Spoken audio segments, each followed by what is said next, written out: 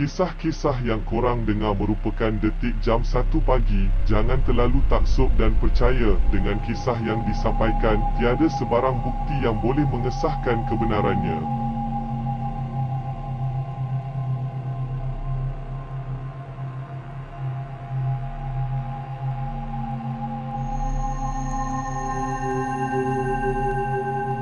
Assalamualaikum dan selamat sejahtera kepada semua subscriber generasi channel dan peminat-peminat rancangan Detik Jam 1 Pagi. Berjumpa kita sekali lagi dalam rancangan Detik Jam 1 Pagi. Abang harap korang berada dalam keadaan sihat dan terhindar daripada jangkitan COVID-19. Ingat sahabat semua, kita belum menang melawan virus COVID-19 ini. Patuhi SOP yang telah ditetapkan oleh kerajaan kita. Kekalkan jarak selamat, elakkan berada di tempat yang terlalu ramai orang. Sama-sama kita berdoa, semoga virus COVID-19 ini segera diangkat oleh Allah Subhanahu Taala. Tanpa membuang masa, jom kita mulakan rancangan Detik Jam 1 Pagi sekarang. Baiklah. Video kali ini, abang akan kongsikan kisah yang dikirim oleh Fikri yang berasal dari Subang, Shah Alam. Kisah Fikri seperti ini. Assalamualaikum abang. Saya Fikri berasal dari Subang, Shah Alam. Saya hendak cerita sedikit pengalaman saya sewaktu acara kem dalam hutan. Ini merupakan salah satu peristiwa yang amat seronok saat masih remaja. Waktu ini saya berumur dalam belasan tahun. Saya mengikut satu aktiviti perjemahan di Sungai Itik di Perak selama 3 hari 2 malam anjuran Majlis Perbandaran Shah Alam. Saat sampai di sana buat kali pertama, amat kekok sedikit sebab tidak kenal dengan ahli yang lain. Kami cuba bertegur sesama kita. Sampai saja di sana, kami terus bawa turun barang-barang perjemahan dan mula mendirikan kemah.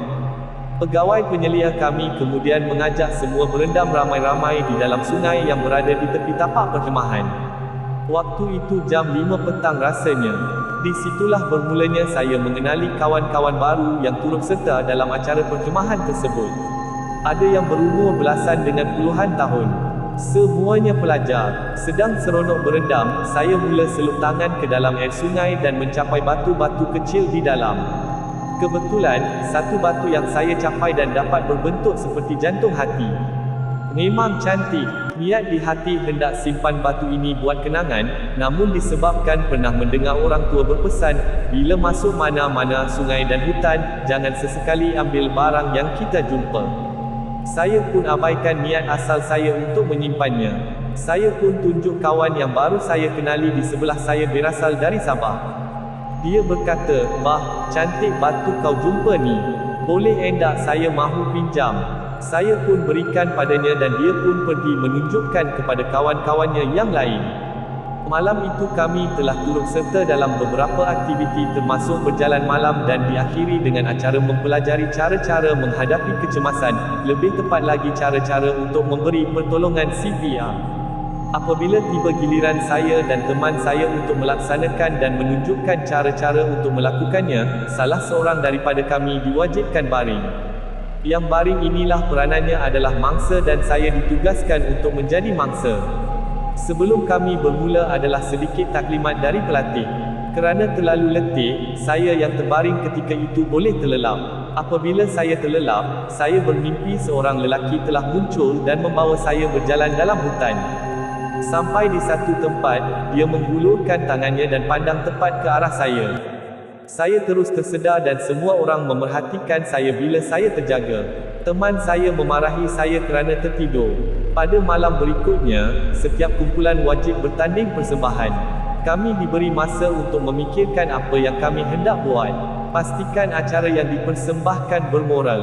Setiap kumpulan diasingkan agar tidak meniru antara satu dengan yang lain. Kumpulan saya ditempatkan di tepi sungai. Sedang kami memikirkan untuk dapatkan ilham membuat persembahan, salah seorang pelajar perempuan dari kumpulan saya tiba-tiba menangis.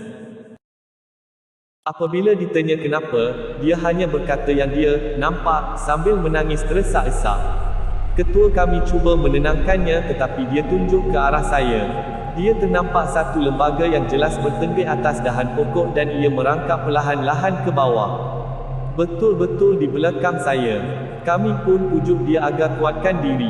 Semua dalam ketakutan seram, tapi kami terus cuba tenangkan diri. Kemudian saya bertanya kepada semua, ada petik mana-mana bunga ke atau ambil barangan yang berasal dari tempat ini. Saya dapat rasakan sesuatu yang ada kena-mengena dengan mimpi saya malam semalam. Dia pun menjawab yang ada seorang budak lelaki telah memberi hadiah kepadanya. Apabila saya tanya barang apa, dia menjawab, batu sungai. Niatnya hendak simpan untuk bawa pulang sebagai kenangan. Saya terus teringat tentang batu berbentuk jantung hati dan budak Sabah yang saya kenali pada hari sebelumnya.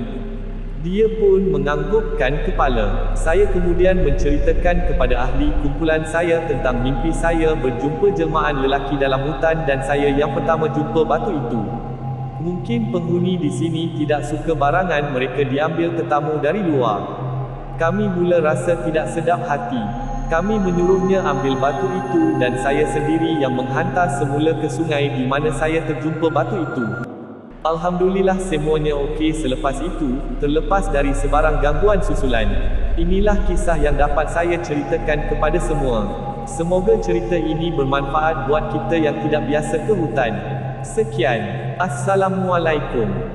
Begitulah kisah yang dikongsikan oleh Fikri.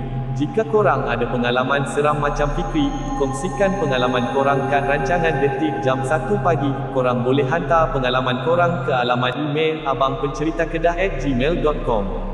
Ingat sahabat-sahabat abang semua, kisah seram bukan untuk menakutkan korang, tetapi untuk menjadikan korang lebih berani. Abang harap korang bolehlah share video ini kepada rakan-rakan dan ahli keluarga korang. Lagi ramai yang tahu rancangan ini, lagi banyak cerita yang abang akan terima. Baiklah, abang undur diri dulu. Kita jumpa lagi di lain episod. Ingat semua, kisah-kisah yang disampaikan adalah sekadar hiburan sahaja. Jangan mudah percaya dan terlalu taksub dengan kisah yang disampaikan. Tiada sebarang bukti yang boleh mengesahkan kebenarannya. Assalamualaikum dan selamat sejahtera. Bye-bye.